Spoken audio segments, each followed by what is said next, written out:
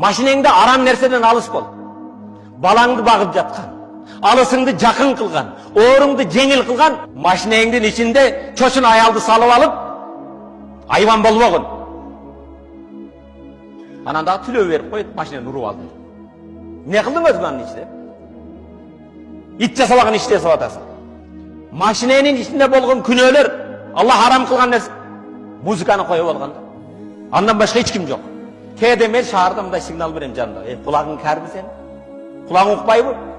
Өзің ұға тұрған бұл. Бес шаарға еме қылып алғанда. Бұл көче анықы. Бишкек анықы. Как будто Бишкек хозяйны да. Ва куллан ахазна бидамбихи. Анкабут сурасы 40. Ва куллан ахазна.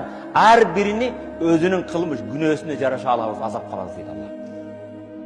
Машинаны ұрып алғаннан кейін не болды деп басқа жақтан іздебе, кемшілік.